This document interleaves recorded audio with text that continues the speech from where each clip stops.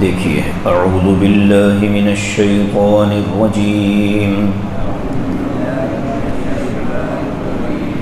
بسم اللہ الرحمن الرحیم، شہد اللہ انہ لا الہ الا هو والملائکۃ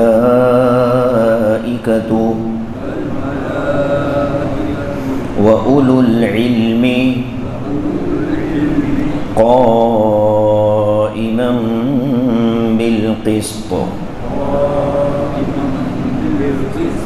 لَا إِلَٰهَ إِلَّا هُوَ الْعَزِيزُ الْحَكِيمُ۔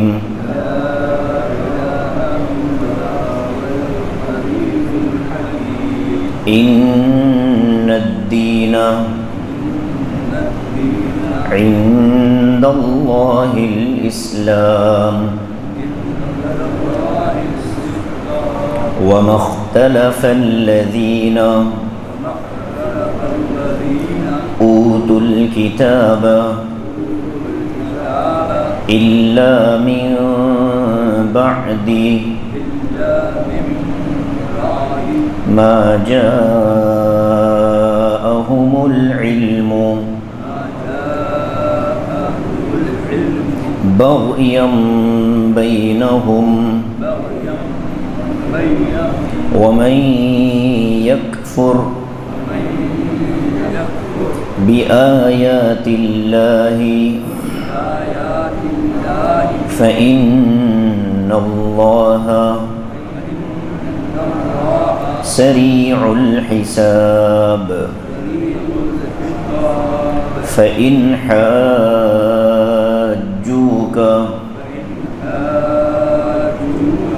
فقل أسلمت وجهي لله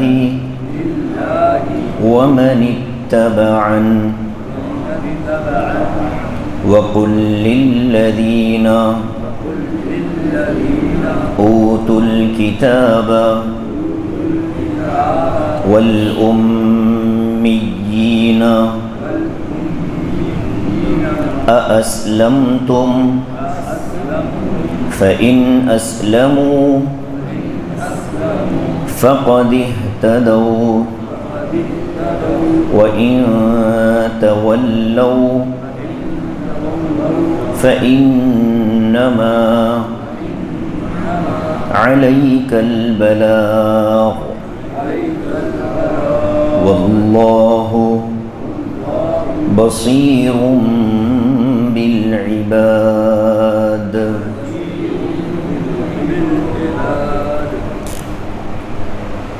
ترجمہ دیکھیے، شہد اللہ انہ لا الہ الا ہو، اللہ تعالیٰ گواہی دیتا ہے کہ اس کے سوا کوئی معبود نہیں، والملائکۃ وَأُولُو الْعِلْمِ، اور ملائکہ یعنی فرشتے گواہی دیتے ہیں اور اہل علم گواہی دیتے ہیں، قائمًا بالقسط، اللہ تعالیٰ عدل و انصاف کے ساتھ دنیا کے نظام کو قائم رکھا ہے، لا الہ الا ہو، اس کے سوا کوئی معبود نہیں ہے، العزیز وہ غالب ہے، الحکیم حکمت والا ہے، ان الدین عند اللہ الاسلام، یقیناً دین تو اللہ کے نزدیک اسلام ہے، وما اختلف الذین اوتوا الکتاب، اور اختلاف کیا اہل کتاب نے، اور اختلاف کیا ان لوگوں نے جن کو کتاب دی گئی، الا من بعد ما جاءهم العلم، بعد اس کے کہ ان کے پاس علم آ چکا تھا، بغیم بینہم، محض دشمنی اور عناد کی وجہ سے، ومن یکفر بآیات اللہ، اور جو اللہ کی آیتوں کا انکار کرتا ہے، فإن اللہ سریع الحساب، تو بے شک اللہ تبارک و تعالی بہت تیز حساب لینے والے ہیں۔ فَإِنْ حَاجُّوكَ، اے نبی صلی اللہ علیہ وسلم اگر یہ لوگ آپ سے بحث کریں، فقل، تو آپ یوں کہہ دیجئے، اسلمت وجہی، میں نے تو اپنا رخ للہ، اللہ کی طرف پھیر لیا ہے، ومن اتبعن، اور ان لوگوں نے بھی اپنا رخ اللہ کی طرف کر لیا جو میری اتباع کرنے والے ہیں۔ وقل للذین اوتوا الکتاب والامیین، اور اے نبی صلی اللہ علیہ وسلم آپ ان لوگوں سے بھی پوچھ لیجئے جن کو کتاب دی گئی، اور ان سے بھی جو بالکل امی اور ان پڑھ ہیں، اَأَسْلَمْتُمْ، کیا تم نے اسلام قبول کر لیا؟ فَإِنْ أَسْلَمُوا، بس اگر وہ اسلام قبول کر لیں، فَقَدْ اهْتَدَوْا، تو وہ سیدھے راستے پر آ جائیں گے۔ وَإِنْ تَوَلَّوْا، اور اگر وہ پیٹ پھیر کر جانے لگیں، فَإِنَّمَا عَلَيْكَ الْبَلَاغُ، تو اے نبی آپ کے ذمے تو بس بات کا پہنچانا ہے۔ وَاللَّهُ بَصِيرٌ بِالْعِبَادِ، اللہ تعالیٰ اپنے بندوں کو دیکھ لے گا۔ یہ آیتیں قرآن مقدس کی ان آیتوں میں سے ہیں جن کی تنہا فضیلتیں بیان کی گئی ہیں۔ یہ تو قرآن سارے کا سارا فضائل اور انوار و برکات سے بھرا ہے، لیکن بعض حصے قرآن کریم کے وہ ہیں جن میں انوار و برکات کثرت کے ساتھ اللہ تعالیٰ نے رکھے ہیں، جیسے آیت الکرسی ہے، اسی طرح سورہ فاتحہ ہے، اور بھی بہت سی آیتیں اور صورتیں ہیں جن کی مختلف علیحدہ اپنی فضیلت ہے۔ تو اس میں جو سب سے پہلی آیت پڑھی گئی، آیت نمبر 18 سورہ آل عمران کی، اس کو اللہ کے نبی علیہ السلام نے قرآن کی بڑی اہم آیتوں میں شمار فرمایا۔ شہید اللہ گواہی دیتا ہے۔ آیت کا جو ابتدا ہے، جو اس کی شروعات ہے، پہلا حصہ ہے، یہ خود اتنا عظیم ہے کہ اللہ خود گواہ بن رہا ہے۔ ظاہر ہے کہ جس معاملے پر، جس امر پر اللہ تعالیٰ کی طرف سے گواہی ہو، اس امر کی عظمت کا اور اس چیز کی بڑائی کا کیا عالم ہو سکتا ہے۔ تو اللہ تعالیٰ نے بات شروع فرمائی، شہد اللہ انہ لا الہ الا ہو، اللہ تعالیٰ گواہی دے رہا ہے کہ اس کے سوا کوئی معبود نہیں۔ اب یہ اللہ کی گواہی کیا ہے، کہاں اللہ نے گواہی دی؟ تو اس کی دو صورتیں ہیں۔ ایک صورت تو یہ ہے کہ اللہ تعالیٰ نے پرانی کتابوں میں، ایک تو سابقہ کتابیں زبور، تورات، انجیل اور دیگر انبیاء پر نازل ہونے والے صحیفے، ان میں بھی اللہ نے گواہی دی، اور انبیاء سابقین کی زبان سے بھی اللہ نے یہ اعلان کروایا کہ لا الہ الا ہو۔ تیسری، اللہ تعالیٰ نے کائنات کے دنیا کے صفحے پر اپنی وحدانیت کو لکھ دیا ہے، بس آدمی غور کرے تو اس کو سمجھ آ جاتا ہے کہ کائنات کا ذرہ ذرہ یہ اللہ کی گواہی اور اس کی وحدانیت کا اقرار کر رہا ہے۔ تو صفحے دنیا پر بھی اللہ نے لکھا، اور پچھلے صحیفوں میں بھی اللہ نے اس چیز کو بیان کیا کہ اللہ کے سوا کوئی معبود نہیں۔ والملائکہ، ملائکہ نے بھی گواہی دی۔ فرشتوں کی گواہی کیا ہے؟ فرشتوں کی تسبیح، تحمید، تمجید، تہلیل، یہی ان کی گواہی ہے۔ اس لیے کہ جتنے فرشتے ہیں وہ جس تسبیح اور ذکر میں مشغول ہیں، وہ ساری کی ساری اللہ کی وحدانیت ہی کا عنوان ہے۔ کوئی اگر الحمدللہ کہتا ہے تو اس میں بھی اللہ کی وحدانیت ہے کہ تمام عالموں کی بڑائیاں صرف ایک اللہ کے لیے ہے۔ تو ایک اللہ کا جب تذکرہ ہوگا تو پوری کائنات کی وحدانیت اسی ایک اللہ کی شان مانی جائے گی۔ تو فرمایا شہد اللہ انہ لا الہ الا ہو والملائکہ، فرشتوں نے گواہی دی۔ اور تیسرے نمبر پر وَأُولُو الْعِلْمِ، اہل علم یعنی علماء نے گواہی دی۔ یہ کب گواہی دیتے ہیں؟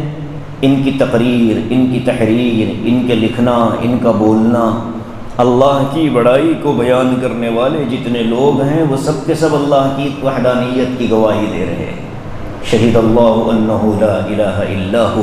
امام غزالی رحمۃ اللہ علیہ نے فرمایا ہے اس آیت کی ذیل میں کہ اس آیت سے اہل علم کی جو قدر و منزلت سمجھ میں آتی ہے وہ قرآن مقدس کی کسی اور آیت سے سمجھ میں نہیں آتی، اس لیے کہ رب العالمین نے اپنے ساتھ اہل علم کو شامل کر کے ان کی گواہی کو اللہ کی گواہی کے ساتھ جوڑ کر ان کی عظمت کو، ان کے مقام کو بتایا ہے، اور یہاں وہ اہل علم مراد ہیں جو واقعتاً اہل علم ہیں، جن کا علم کے لیے ہے، جن کا علم مسلم ہے، اور جو قرآن و حدیث کے ماہر ہیں، جو قرآن و حدیث کی محنت کر کے علم حاصل کرنے والے ہیں، ایسے اہل علم یہاں مراد ہیں۔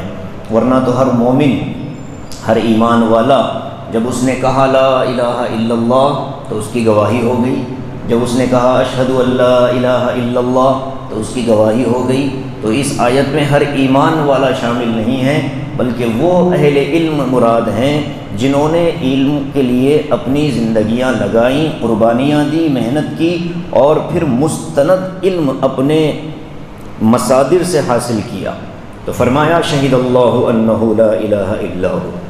سرکار دو عالم صلی اللہ علیہ وسلم مسجد نبوی میں تشریف فرما تھے۔ ملک شام سے دو یہودی علماء آئے۔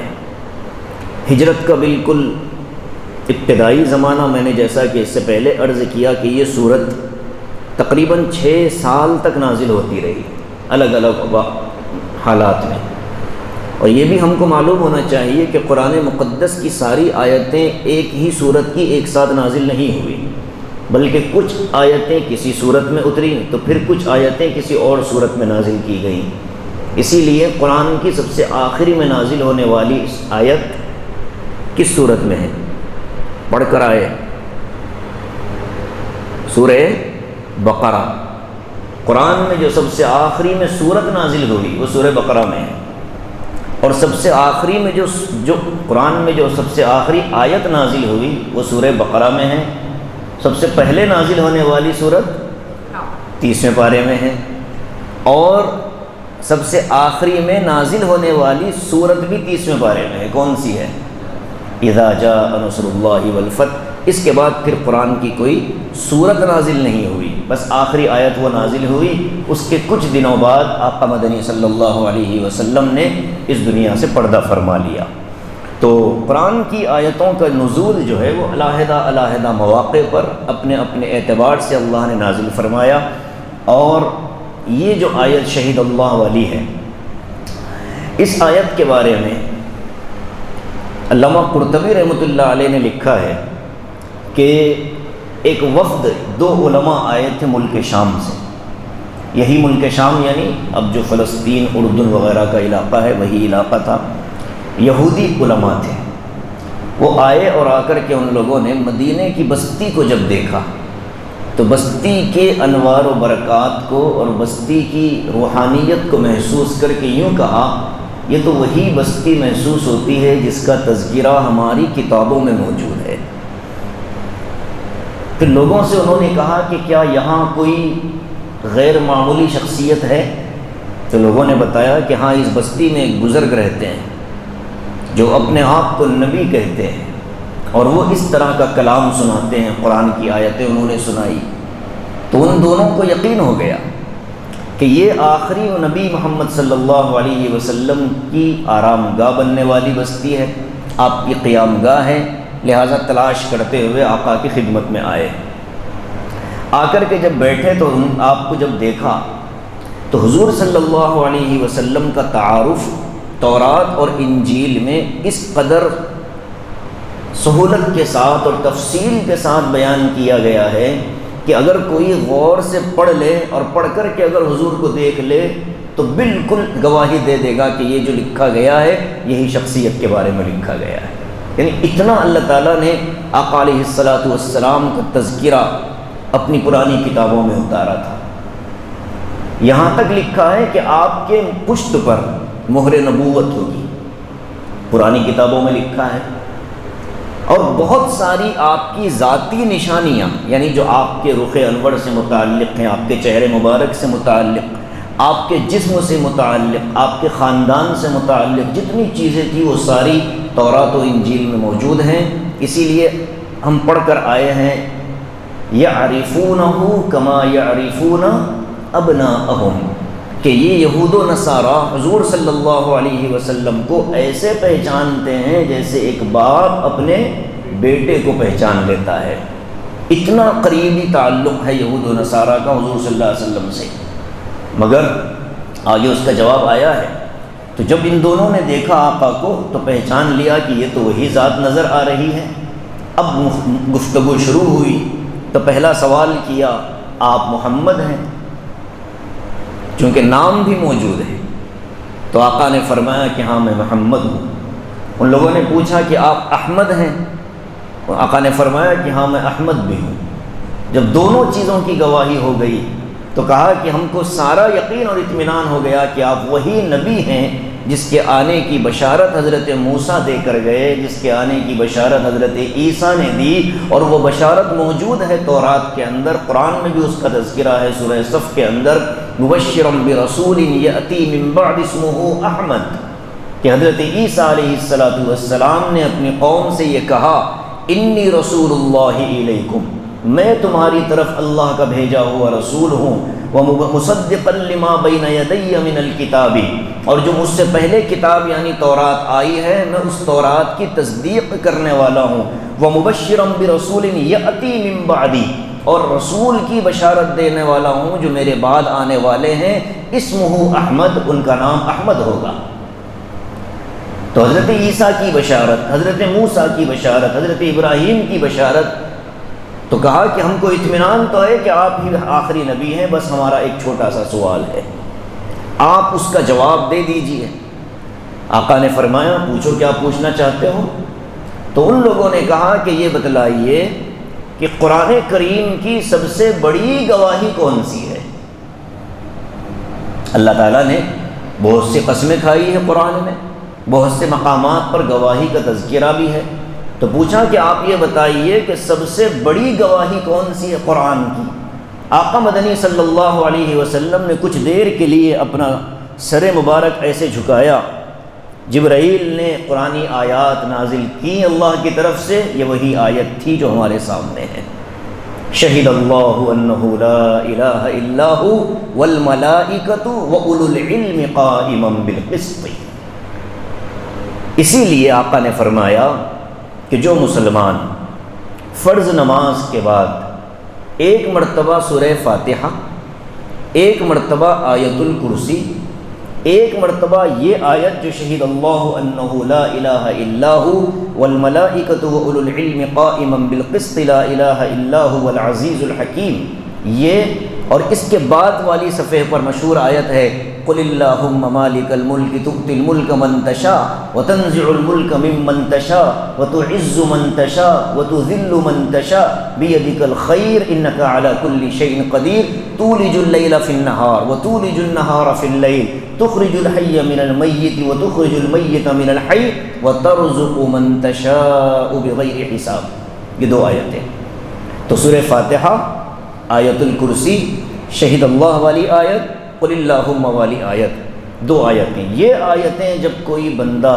فرض نماز کے بعد ایک مرتبہ پڑھ لیتا ہے تو حضور اقدس صلی اللہ علیہ وسلم نے فرمایا، روایت کرنے والے ہیں حضرت ابو ایوب انصاری رضی اللہ تعالیٰ عنہ، میزبان رسول، 7 مہینے تک آقا علیہ السلام نے ان کے گھر میں قیام فرمایا، 2 منزلہ مکان تھا ان کا، آقا علیہ السلام نچلی منزل میں رہا کرتے تھے، حضرت ابو ایوب انصاری اوپر والی منزل میں رہتے تھے۔ حضرت سعد بن معاذ رضی اللہ تعالیٰ عنہ نے ایک پلنگ آپ کو ہدیے میں دی تھی، نوار والی، بان والی ایک پلنگ چارپائی آپ کو دی تھی، اسی چارپائی پر آپ نے اپنی پوری زندگی مدینے کی گزاری، اور جب آپ اس دنیا سے پردہ فرما رہے تھے تو آپ کی روح مبارک جب جسم سے رخصت ہوئی آپ اسی چارپائی پر آرام فرما تھے۔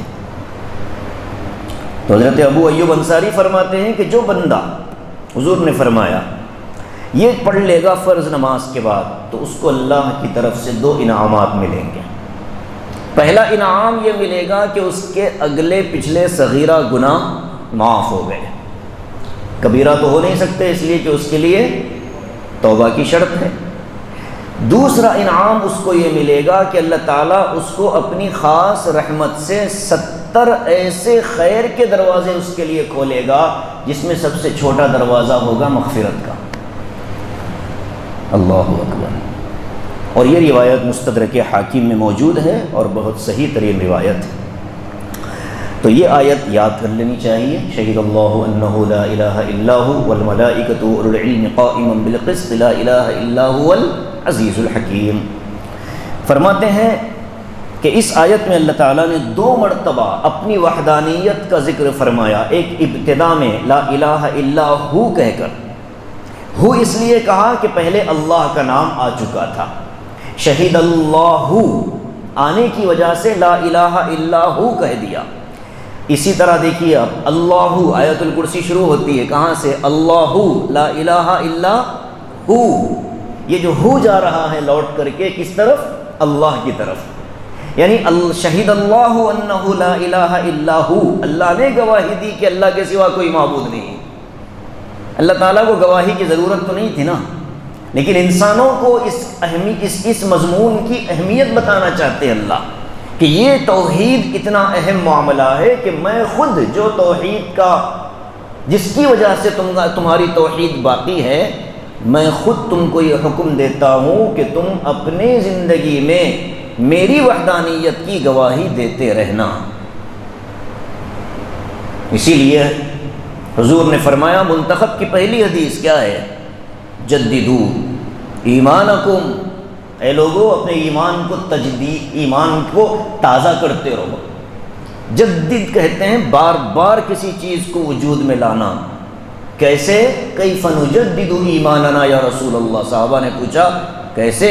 فرمایا بقولی لا الہ الا اللہ، کثرت کے ساتھ اللہ کی اس بڑائی کو بیان کرتے رہو کہ اللہ کے سوا کوئی معبود نہیں۔ اسی لیے حاجی امداد اللہ مہاجر مکی رحمۃ اللہ علیہ فرماتے ہیں کہ روزانہ 12,000 مرتبہ اللہ کا نام لیا کرو۔ لوگ لیتے تھے، جن کی زندگیوں میں برکت ہوتی ہے وہ پڑھتے بھی ہیں، لیتے ہیں۔ تو بہرحال یہ اللہ کی وحدانیت ہے۔ لا الہ الا ہو اوپر ہے، لا الہ الا هو العزیز الحکیم نیچے ہے۔ یہ 2 وجوہات سے ہے۔ اللہ کا ایک نام ہے عزیز، عزیز کے معنی ہے غالب، ایسا غالب جس پر کوئی غالب نہ آ سکے، کوئی اس کو ہرا نہ سکے، اسے کہتے ہیں عزیز۔ اور حکیم کہتے ہیں ایسی حکمت والا جس کی حکمت کو کوئی پہچان نہ سکے۔ کتنے کام ہم زندگی میں انجام دے جاتے ہیں اور اللہ تعالیٰ کی طرف سے کتنی ایسی چیزیں سامنے آتی ہے کہ ہمیں اس کی حکمت کا پتہ ہی نہیں ہے۔ بھئی اللہ تعالیٰ نے انسان کو 2 آنکھیں کیوں دی؟ سیدھا جواب کیا ہے؟ ہاں بھائی سیدھا جواب کیا ہے؟ ارے اللہ کی مرضی۔ آسان جواب کیا ہے؟ اللہ کی مرضی۔ اس نے بنایا، اس نے دی ہوگی، کیوں دی ہوگی اس کو معلوم ہے۔ ہم سے تھوڑا ہی سوال ہوگا آخرت میں یہ۔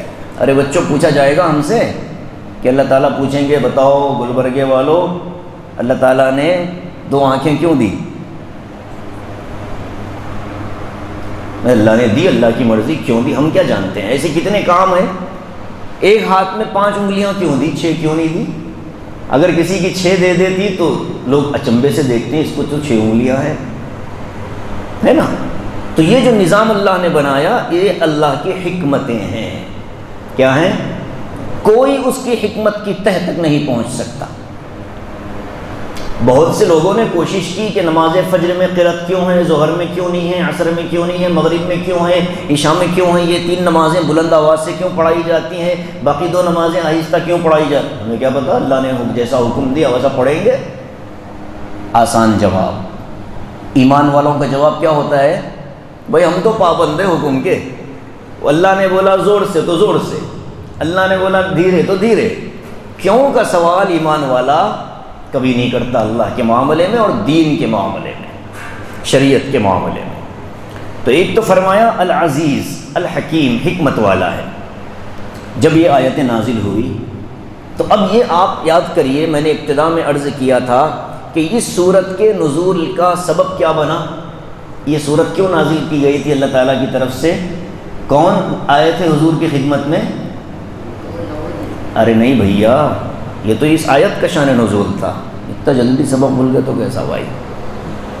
اس صورت کے ابتدا میں میں نے عرض کیا تھا کہ اس صورت میں گفتگو زیادہ تر ایک ایسی قوم سے ہے جو عرب کے نہیں، یہودی نہیں ہے، عرب کے ایک علاقے، میں نے نام بھی لیا تھا،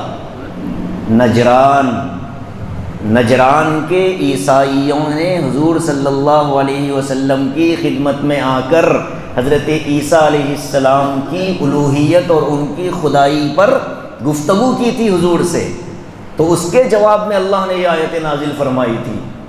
تا جلدی بھول گئے تو کیسا؟ نہیں بھولنا، یہ تو زندگی پوری یاد رکھنا ہے ان کو۔ یہ سورہ آل عمران، عمران کس کا نام تھا؟ دو نام کے عمران، یہ بھی بولا تھا میں نے، ہاں دو شخصیتیں عمران نام کی گزری ہیں۔ ایک حضرت موسیٰ علیہ السلام کے ابا جان کا نام بھی عمران تھا۔ یہاں کوئی عمران ہے؟ نہیں ہے۔ موسیٰ علیہ السلام کے ابا کا نام کیا تھا؟ عمران۔ اور ایک عمران جو اس صورت کے اندر ذکر آ رہا ہے وہ کون ہے؟ عیسیٰ علیہ السلام کے نانا جان کا نام تھا۔ عیسیٰ علیہ السلام کے ابا تھے؟ نہیں تھے نا، قدرت سے پیدا ہو گئے۔ کیسے؟ ارے بولو، قدرت سے، اللہ کی قدرت سے، حکم سے پیدا ہو گئے۔ حضرت عیسیٰ علیہ السلام کے نانا تھے عمران، اور پوری گفتگو کس کے بارے میں ہو رہی ہے؟ حضرت عیسیٰ کے بارے میں۔ اور گفتگو کرنے والے کون؟ عیسائی۔ اور اس میں نام بھی میں نے ذکر کیے تھے، گزشتہ درس میں بھی نام آیا تھا، قیس۔ اس کے گھوڑے کو ٹھوکر لگی تھی تو اس کا بھائی، لا حول ولا قوة، تو مدرسے کے بچوں سے بھی زیادہ حال ہو گیا برا۔ اس لیے ہمارے مدارس میں اگلا سبق پڑھانے سے پہلے پچھلا سبق سنتے، کل کا خلاصہ سنو پہلے، اب سے یہی چھوں گا انشاءاللہ۔ کہیں چکر میں بھاگ جائیں گے آپ لوگ۔ اس کو چھٹی نہ ملی جس نے سبق یاد کیا، مکتب عشق کے انداز نرالے دیکھے، اس کو چھٹی نہ ملی جس نے سبق یاد کیا۔ جو پڑھنے والا ہوتا اسی کو گھسایا جاتا ہے۔ مدرسوں میں بھی، اسکولوں میں بھی مانیٹر کون بنتا؟ جو اچھا پڑھنتو رہتا، ذرا انہیں جاسوس بھی رہتا کلاس کا، انہیں ادھر کی ادھر لگاتا، مارا کھلانے والا بھی انہیں رہتا، انفارمیشن پاس کرنے والا بھی انہیں رہتا، اور شام تک پورا پیریڈ اسکول میں گزارنے والا بھی انہیں ہی رہتا۔ تو لوگوں نے کہا کہ جس کو چھٹی نہ ملی جس نے سبق یاد کیا، اور جس کو یاد ہی نہیں ہے ان تو بیک بینچرز ہیں، وہ تو نکل لیتے کہاں سے، پیچھے سے۔ جب عیسائی آئے حضور کی خدمت میں تو ان لوگوں کا ایک ذہن بنا ہوا تھا کہ مذہب عیسائیت برحق ہے۔ بہت توجہ سے سننا، کیا برحق ہے؟ ان کے اپنے نظریے کے مطابق عیسائی مذہب سچا ہے، اور حضور صلی اللہ علیہ وسلم جو دین لے کر کے آئے ہیں یہ عیسائیت سے کوئی الگ چیز نہیں ہے۔ یہ وہ لوگ سمجھانا چاہ رہے تھے حضور کو کہ آپ جو دین لے کر کے آئے ہیں ہمارا دین بھی تو وہی ہے۔ ارے ہم سب جانتے ہیں نا، شرع لکم من الدین ما وصى به نوحا، اللہ نے فرمایا کہ ایمان والو تمہارے لیے وہی دین ہے جس کی نصیحت نوح نے اپنی قوم کو کی تھی۔ اب دو الفاظ سمجھنا، ایک ہے دین اور ایک ہے شریعت، ٹھیک ہے؟ دین کسے کہتے ہیں اور شریعت کسے کہتے ہیں پہچان سمجھ لیجئے۔ دین اصول کو کہتے ہیں، اصول سمجھتے ہیں، بنیادیں، ضابطے۔ اصول میں تبدیلی نہیں ہوتی۔ اللہ تعالیٰ نے جو اصول بنا دیا کہ سورج مغرب میں ڈوبنا ہے اور مشرق سے نکلنا ہے، یہ کائنات کا ایک اصول ہے اور اسی پر دنیا چل رہی ہے۔ اس میں کوئی تبدیلی نہیں ہوگی۔ جب دنیا کو ختم کرنے کا فیصلہ اللہ کرے گا تب اس میں تبدیلی ہوگی کہ اب یہاں سے نکلو، تم جہاں سے ڈوبے وہیں سے نکلو، اس لیے کہ اب پوری کائنات کو تباہ کرنا ہے۔ تو اصول دنیا جو ہیں وہ بھی قیامت تک نہیں بدلیں گے، جب قیامت آئے گی تو بدل دیا جائے گا۔ ایسے ہی دنیا میں اللہ تعالیٰ نے جب سے حضرت آدم علیہ السلام کو بھیجا تب سے لے کر حضرت نبی کریم صلی اللہ علیہ وسلم تک بنیادی طور پر جو اصول بنایا تھا وہ توحید تھا۔ کیا تھا؟ توحید کہتے ہیں اللہ کو ایک ماننا، اور اس کو کہتے ہیں دین۔ حضرت موسیٰ علیہ السلام نے جو امت کے سامنے، ان کی امت کے سامنے جو دین کا تعارف کروایا وہ کیا تھا؟ میں تو رب العالمین کی عبادت کرتا ہوں، اس کے سوا میرا کوئی معبود نہیں۔ یہی تو الفاظ تھے۔ نوح علیہ السلام نے کیا کہا؟ انا ارسلنا نوحا الی قومه ان انذر قومك من قبل ان یأتیہم عذاب علیم قال یا قوم انی لکم نذیر مبین ان اعبدوا اللہ۔ عبادت صرف اللہ کی کرو، یعنی اللہ کی ذات اور اس کی صفات کو دین کی بنیاد بنا کر کے اللہ نے دنیا کو قائم فرمایا۔ حضرت آدم سے لے کر نوح علیہ السلام تک کوئی رسول نہیں آیا۔ حضرت آدم رسول نہیں تھے، نبی تھے۔ حضرت نوح علیہ السلام پہلے دنیا کے آدمی ہیں جو نبی بھی تھے اور رسول بھی تھے، اس لیے کہ حضرت آدم علیہ السلام کے زمانے کے لوگوں کو اللہ تعالیٰ نے کوئی شریعت نہیں دی۔ دنیا میں لوگ ہی کتنے تھے؟ پہلے حضرت آدم آئے، 40 سال تک تو حضرت حوا کو تلاش کرتے رہے، دعائیں ہوئی ربنا ظلمنا انفسنا وان لم تغفر لنا وترحمنا لنکونن من الخاسرین، بار بار کی دعاؤں پہ اللہ تعالیٰ نے ملاقات کروائی۔ پھر آپ کی اولادیں چلی، حضرت شیث اس میں آئے، وہ بھی حضرت آدم کے ساتھ خدمت میں تھے۔ مستقل کوئی شریعت کے نام کی چیز نہیں آئی تھی، دین تو آ گیا تھا، لا الہ الا اللہ۔ اب یہ جو دین ہے حضرت آدم سے لے کر حضرت نبی کریم صلی اللہ علیہ وسلم تک یہ ہر زمانے کا ایک ہی تھا۔ حضرت آدم کا، حضرت نوح کا، حضرت ابراہیم کا، حضرت موسیٰ کا، حضرت عیسیٰ کا، بنی اسرائیل کے جتنے انبیاء آئے سب کا ایک۔ عیسائی یہی چیز حضور کو بتانا چاہتے تھے کہ یا رسول اللہ، ہمارے الفاظ ہیں یا رسول اللہ، وہ تو کہتے تھے کہ یا محمد، آپ جس دین کی دعوت دے رہے ہو ہم بھی تو وہی دین کے ماننے والے ہیں، ہم بھی تو اللہ کے سوا کسی کو نہیں مانتے۔ مگر گڑبڑ تھی ان کے اس دعوے میں، جھوٹے تھے وہ۔ حضرت عیسیٰ علیہ السلام کے 2 حصے کر لیے تھے ان لوگوں نے، ایک نے حضرت عیسیٰ کو خدا کا شریک بنا دیا، ایک نے خدا کا بیٹا بنا لیا تھا، اور ایک نے خدا خود بنا لیا تھا۔ حلول، عیسیٰ اور خدا دونوں ایک ہو گئے۔ جیسے شکر کو دودھ میں ڈالا جائے تو شکر اور دودھ الگ الگ نہیں ہوتے، ایسے ہی خدا اور عیسیٰ دونوں ایک ہو چکے ہیں۔ Jesus is God. یہ بھی عقیدہ آج تک چلتا ہے۔ سن آف گاڈ یہ بھی ایک چلتا ہے، پارٹ آف گاڈ یہ ایک چلتا ہے۔ پارٹ آف گاڈ والے یہاں نہیں ہیں، یہاں 2 ہی ہیں، son of God, God it self.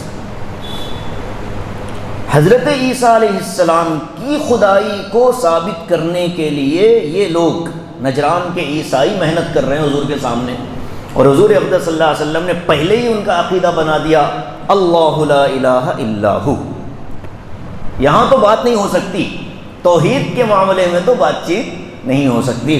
مسئلہ ہے رسالت کا۔ تم عیسیٰ کو رسول مانتے ہو تو عیسیٰ کی ساری باتیں مانتے ہو کہ نہیں مانتے ہو؟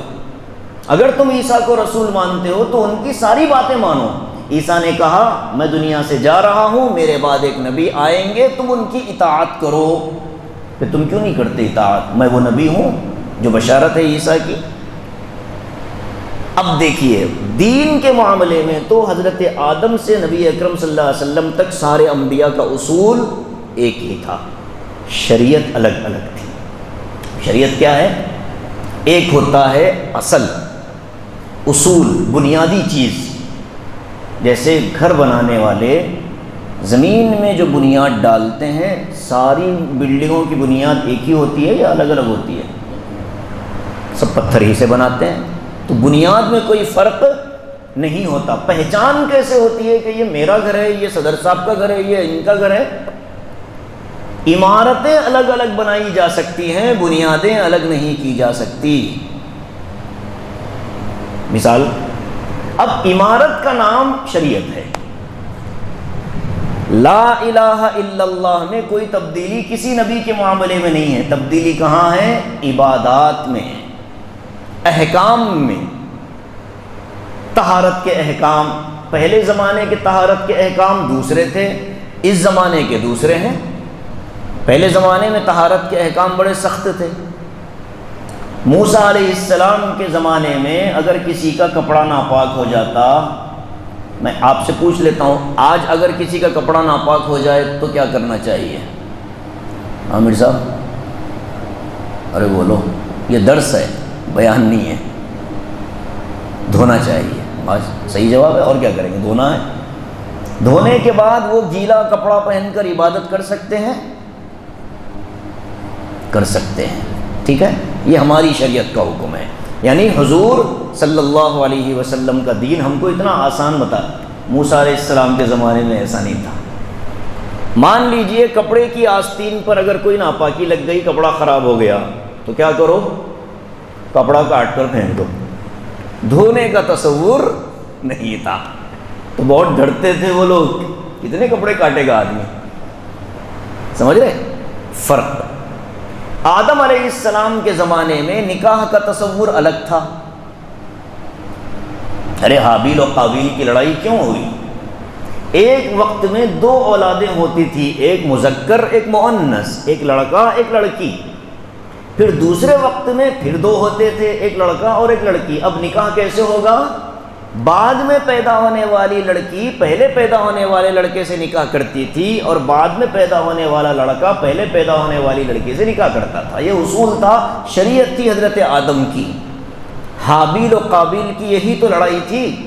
قابیل کے ساتھ جو لڑکی پیدا ہوئی، شریعت کے حساب سے اس کا نکاح حابیل سے ہونا تھا، اور حابیل کے ساتھ جو لڑکی پیدا ہوئی تھی، شریعت کے حساب سے اس کا نکاح قابیل سے ہونا تھا۔ لیکن حابیل کے ساتھ پیدا ہونے والی لڑکی کا نکاح قابیل کو منظور نہیں ہوا۔ اس نے یہ کہا کہ میں میرے ساتھ جو پیدا ہوئی ہے میں اسی سے نکاح کروں گا۔ قابیل قاتل بن گیا۔ ارے اس میں کنفیوز مت ہونا، حابیل کو کبھی قاتل بنا دو۔ قابیل قاف سے، قاتل بھی قاف سے، یہ یاد رکھ لینا، ورنہ لوگ کنفیوز ہو جاتے ہیں اس میں۔ ہاں، اور ایسے ہی اس میں کنفیوز ہوتے ہیں داؤد، طالوت اور جالوت میں۔ وہ ایک صاحب نے کنفیوژن میں کہہ دیا نا فرعون علیہ السلام۔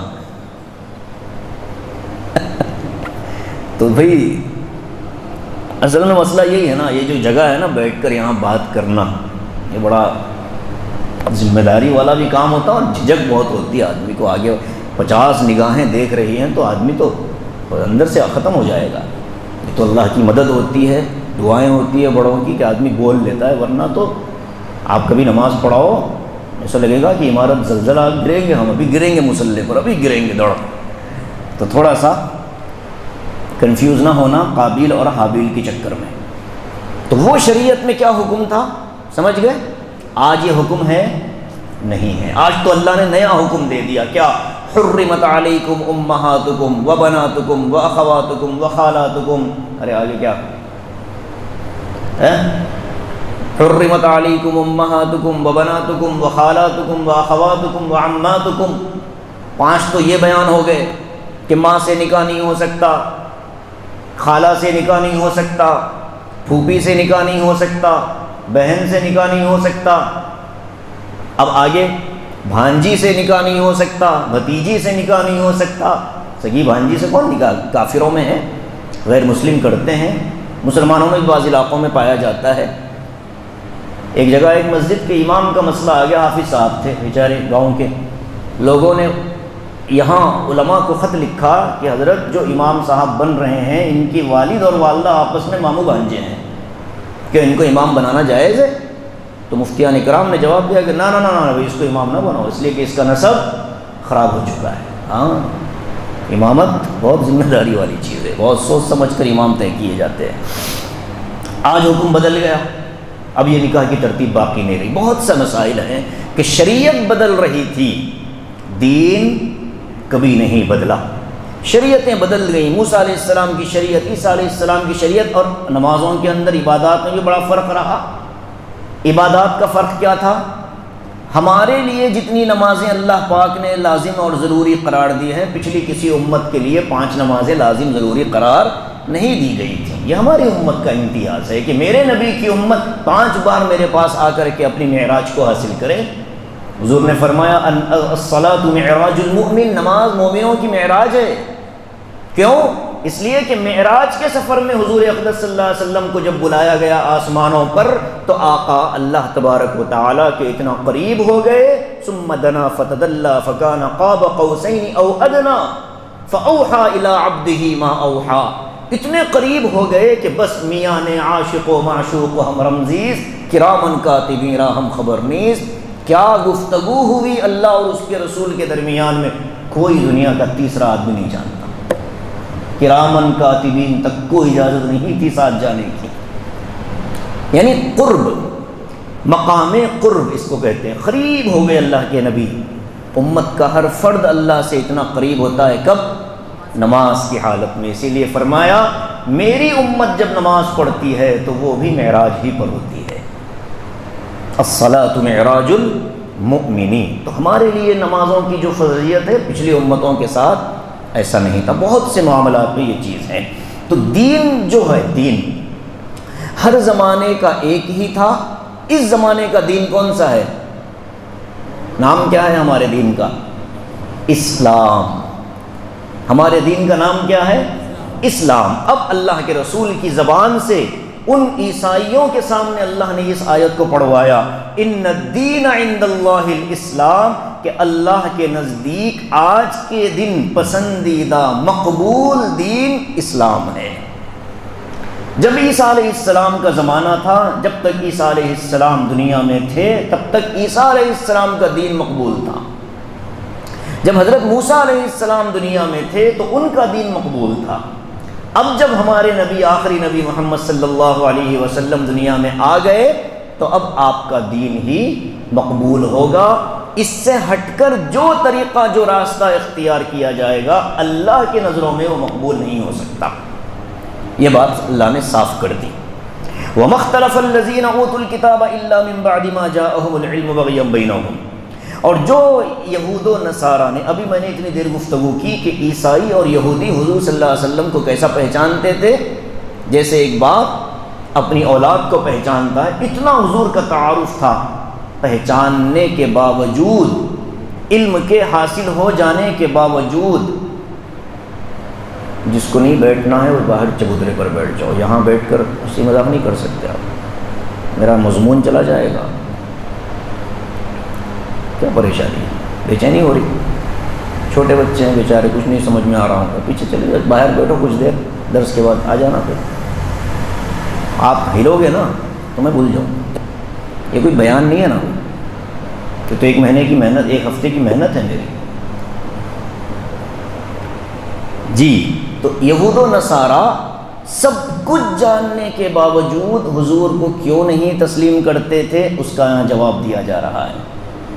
ایک ہر آدمی کے ذہن میں آ سکتا ہے نا بھائی کہ بھائی اتنا سب ان کی کتابوں میں لکھا ہوا ہے، بلکہ تورات میں یہ لکھا ہوا ہے کہ حضرت عمر رضی اللہ تعالیٰ عنہ جس گھوڑے پر بیٹھیں گے اس گھوڑے کا رنگ کیا ہوگا، تورات میں لکھا ہوا ہے۔ حضرت خالد بن ولید رضی اللہ تعالیٰ عنہ کے چہرے پر چیچک کے داغ ہوں گے، یہ بھی لکھا ہوا ہے تورات میں۔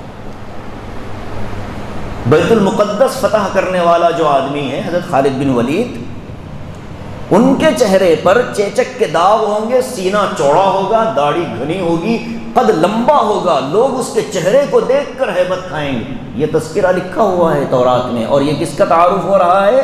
ایک صحابی کا۔ تو ایک صحابی کا اتنا تعارف ہے تو اس جہاں صحابی جس نبی کا صحابی ہے اس نبی کے بارے میں کتنا نہیں لکھا گیا ہوگا۔ تو ان کا حضور کو تسلیم نہ کرنا، حضور کو قبول نہ کرنا صرف ایک وجہ سے تھا، وہ وجہ یہاں بیان کی گئی ہے، بغیم بینہم، انہوں نے حضور صلی اللہ علیہ وسلم کو صرف اور صرف حسد اور دشمنی کی وجہ سے قبول نہیں کیا۔ اس لیے کہ اگر حضور کو قبول کر لیتے تو یہودیوں کو جو لوگوں کی طرف سے عزت ملتی تھی، حضور کے مدینہ تشریف لانے سے پہلے لوگ اپنے مسائل کہاں لے جاتے تھے؟ یہودیوں کے پاس لے جاتے تھے. کیوں؟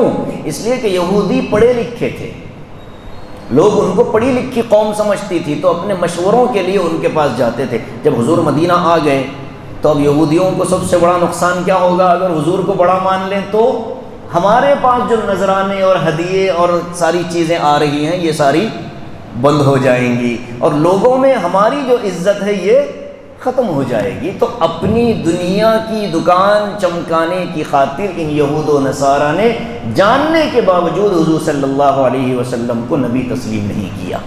واضح ہو گئی بات. ان کا ہم سے اختلاف کیا ہے؟ کوئی علمی اختلاف نہیں ہے، حسد والا اختلاف ہے. ان کو یہودیوں کو آج بھی مسلمانوں سے کیا ہے؟ حسد ہے. حسد ہے ہم سے. کیا حسد ہے وہ بھی بتا دیتا ہوں. ہمارے نبی سے حسد کیا تھا؟ حضرت نبی کریم صلی اللہ علیہ وسلم حضرت اسماعیل علیہ السلام کی اولاد میں ہے، ٹھیک ہے، اور حضرت اسماعیل علیہ السلام بیٹے ہیں حضرت ابراہیم کے. تو ابراہیم علیہ السلام نبی، اسماعیل علیہ السلام نبی، اور اسماعیل علیہ السلام سے حضور صلی اللہ علیہ وسلم تک درمیان میں ایک بھی نبی نہیں ہے. اب جتنے انبیاء آئے، ابراہیم علیہ السلام کے دو بیٹے تھے نا، ایک حضرت اسحاق علیہ السلام. جتنے انبیاء آئے وہ سارے کے سارے حضرت اسحاق علیہ السلام کی اولاد میں آئے. اسحاق علیہ السلام کے بیٹے یعقوب علیہ السلام، یعقوب علیہ السلام کے بیٹے یوسف علیہ السلام، بنیامین، یہ سب ان کے بیٹے. اس کے بعد پھر اسی سلسلے نسب میں آگے حضرت موسیٰ ہیں، حضرت داؤد ہیں، پھر حضرت عیسیٰ آخری نبی ہیں بنی اسرائیل کے. تو حضرت نبی کریم صلی اللہ علیہ وسلم سے دشمنی کیا ہو گئی؟ ایک دادا کے دو بیٹے. آج تک نبوت ایک خاندان میں چل رہی تھی، اب یہ آخری نبی جو امام الانبیاء ہیں یہ دوسرے بیٹے کے خاندان میں چلا گیا. یہ کیسے ہوگا؟ یہ حسد تھا خاندانی یہودیوں کو. مسلمانوں سے حسد کیا ہے؟ مسلمانوں سے حسد یہ ہے کہ مسلمان جب بھی قرآن کھولتا ہے تو پہلے سورہ فاتحہ میں پڑھتا ہے غیر المغضوب علیہم، بد دعا دیتا ہے ہم کو. المغضوب علیہم کا مطلب کون ہے؟ یہودی ہیں.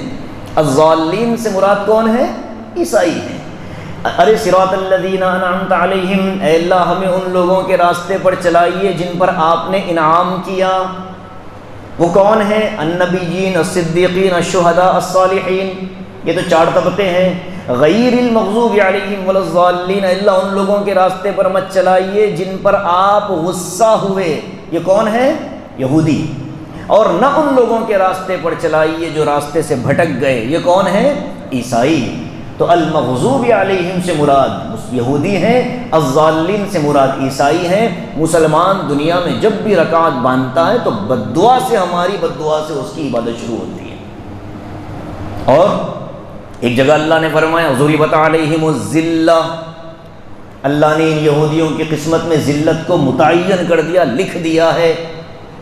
عارضی حکومتیں عزت نہیں ہوتی. اسرائیل حکومت بنایا، اپنا ملک بنایا ہے اس نے، لیکن اس کا اپنا کوئی وجود نہیں ہے. جب تک امریکہ اور دیگر برطانوی ممالک اور مغربی ممالک کی بیساکھیاں اگر آپ اس سے ہٹا لو تو اسرائیل ایک گھنٹہ بھی مقابلہ نہیں کر پائے گا. یہ تو امریکہ نے اس کو پیچھے سے زندہ رکھا ہے کہ تم رہو، تم کینسر کا پھوڑا ہو. مشرق وسطیٰ میں یعنی مڈل ایسٹ کے اندر ایک ہمارا فوجی اڈہ ہونا چاہیے، ورنہ اس سے پہلے کہیں ہمارے مڈل ایسٹ میں ان لوگوں کو قدم رکھنے کی جگہ نہیں تھی. تو ان کا اپنا کوئی وجود نہیں ہے. یہ آلہ کار ہیں کس کے؟ دوسرے لوگوں کے. تو جو آلہ کار ہوتا ہے، چیلا چماٹا ہوتا ہے، اس کی کوئی عزت ہوتی ہے؟ تو چمچ کی کوئی عزت ہے؟ دیگ کی عزت ہوگی نا. دیگ ہے تو چمچ ہے.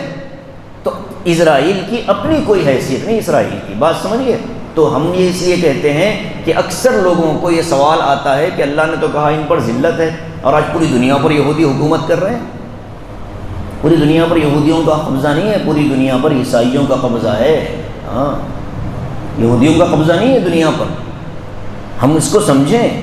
وثائق یہودیت نامی کتاب میں یہودیوں نے خود اس بات کو ظاہر کیا ہے کہ آج ہمارا وجود صرف عیسائیوں کی وجہ سے ہے.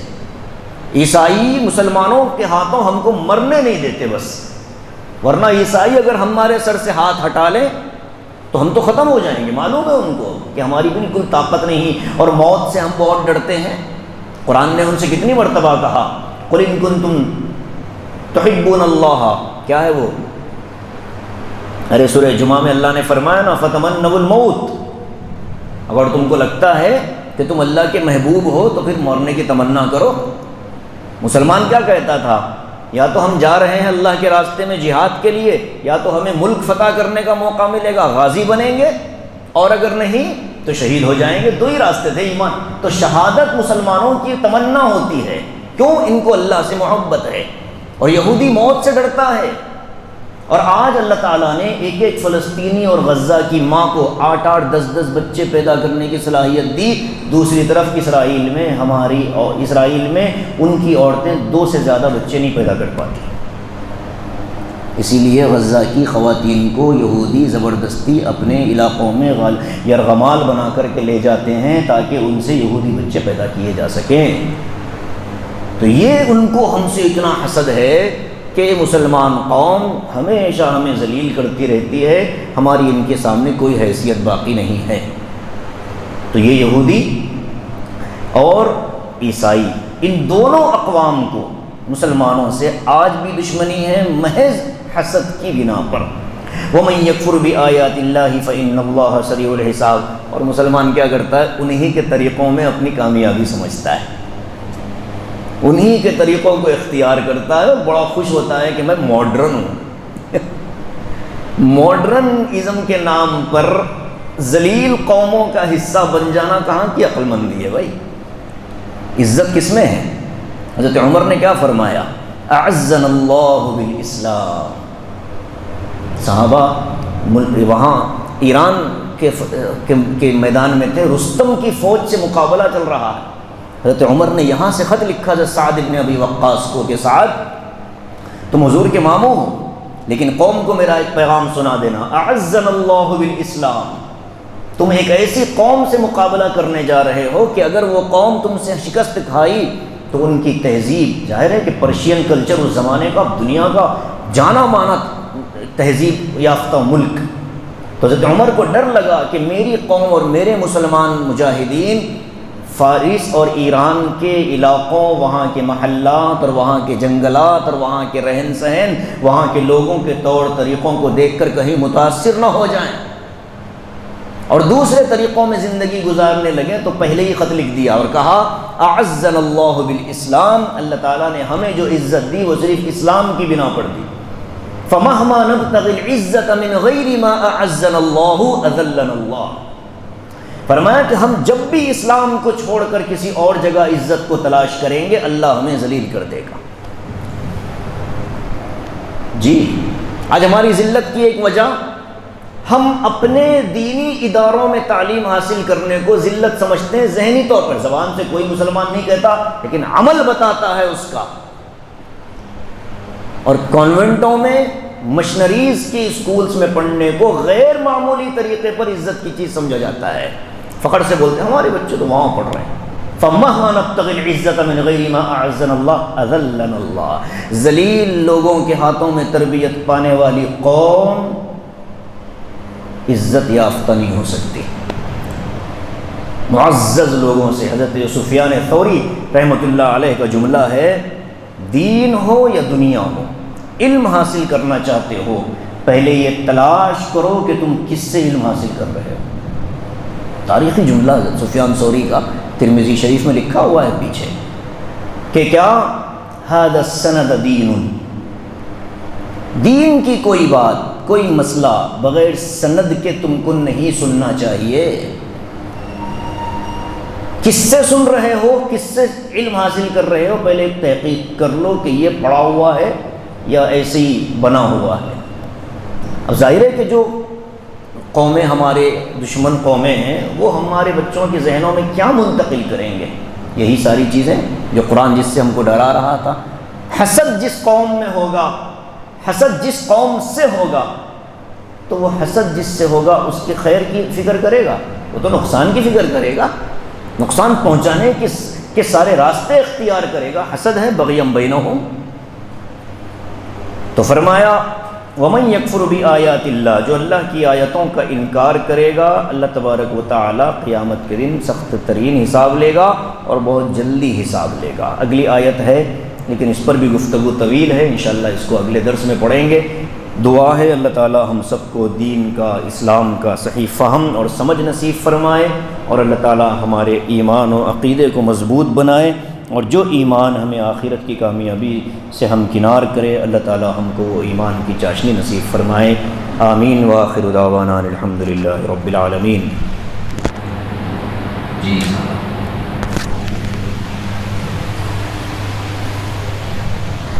یہ بند کر بیٹے، شکریہ، بولیے۔